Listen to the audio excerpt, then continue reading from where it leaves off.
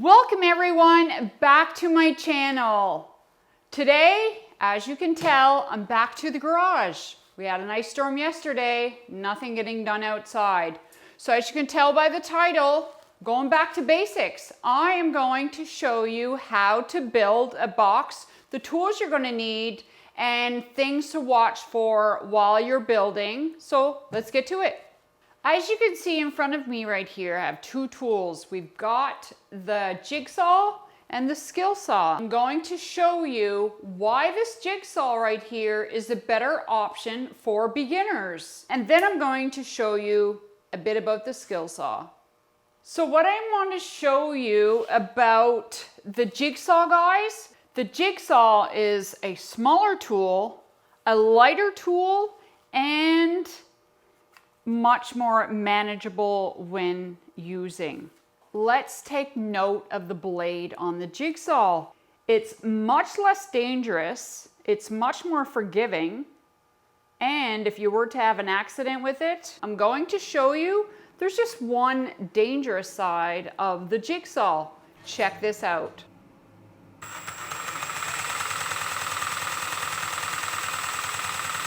Just like that. No injury whatsoever, one sharp side, which is the front. So any kind of accidents, any slip-ups, any kind of mistakes, much more forgiving. Let's just say you caught your finger on the front of this blade, guys. It's not going to take your finger right off. This, on the other hand, your skill saw, is a totally different story. Let's check out this blade. Check out, guys, the blade on this. As you can see, there is absolutely no safe spot on this tool like the jigsaw. No forgiveness whatsoever, and it will take your finger off. And not only that, guys, this skill saw is twice the weight of the jigsaw. Takes a little muscle. At times, you'll need to open up this for another cut, the shield.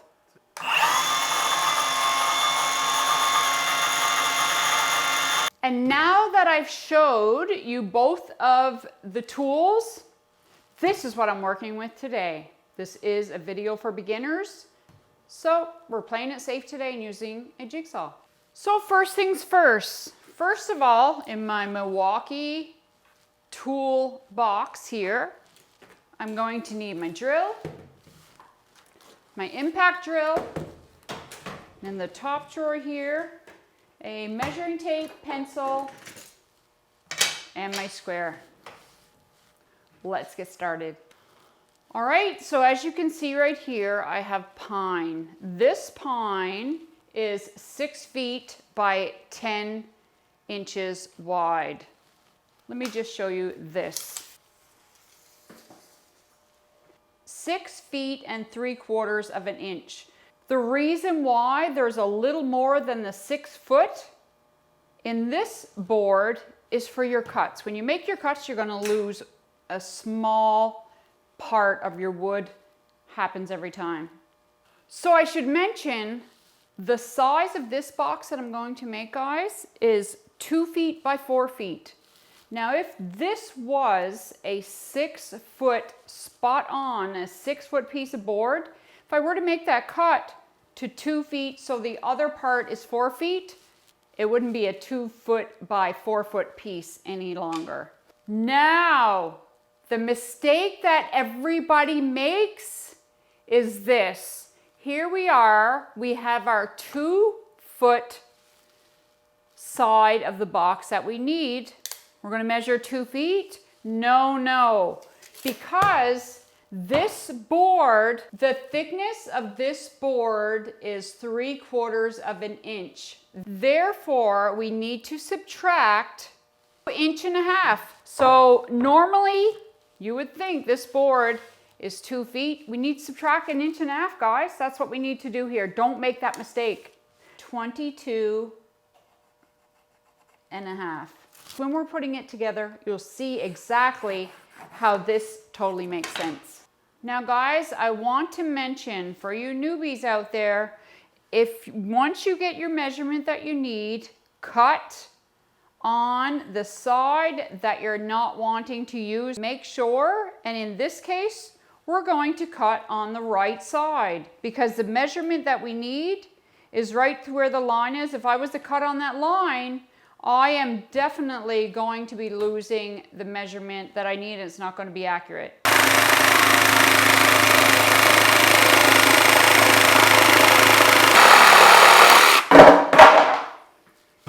Just like that.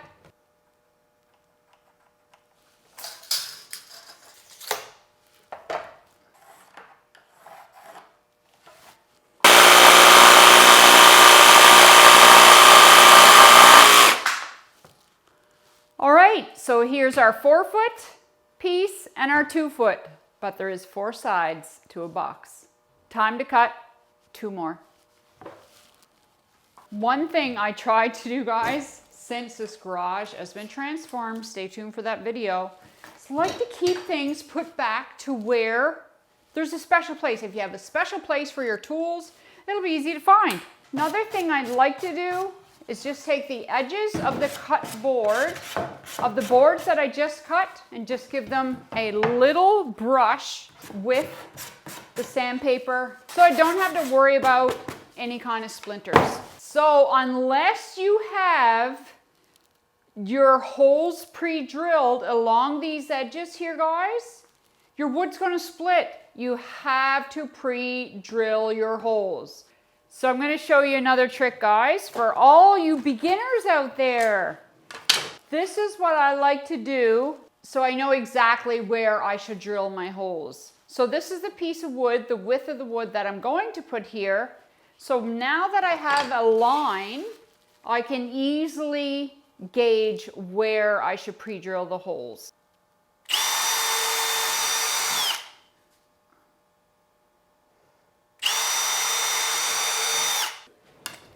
There we go.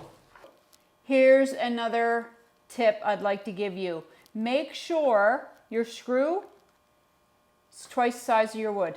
So if you just want to hold 2 pieces against your wood, that's the size your screw should be. I'm not sure if you've seen in a previous video where I think it was the shelving. Yeah, it was the shelving actually that I've done. I also like to preset the screws.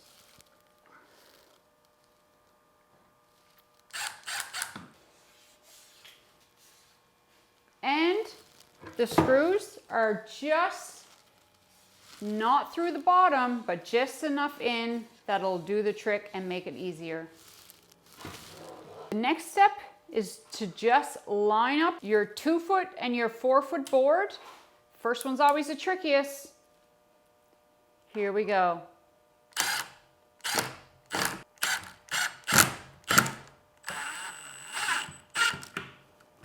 So now here we're just adding the other 4-foot piece.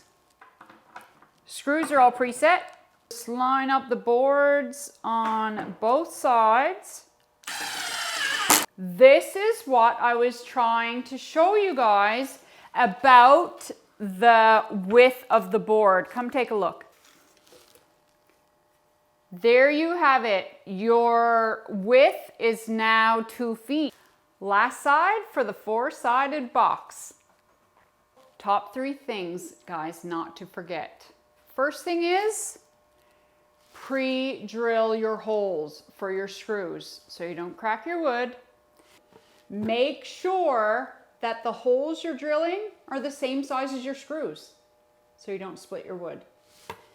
And make sure you cut your wood keeping in mind when you're cutting the thickness of your wood, so when you're making a 2-foot box, you're going to end up with a 2-foot box. And realistically, these boxes you can use for numerous things. You could easily make one this size, throw it on your front lawn, you have a planter's box. If you have children, you can easily make something like this for a sandbox for your children, or even toys in the yard, out in the yard, or in the house, wherever. Now let me show you why I've made this box.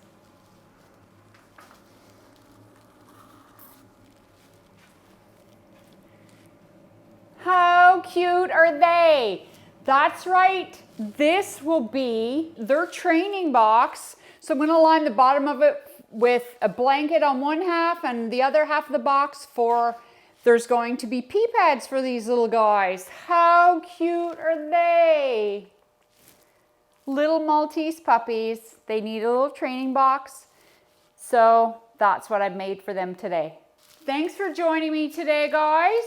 And I'll see you in the next video. Bye for now.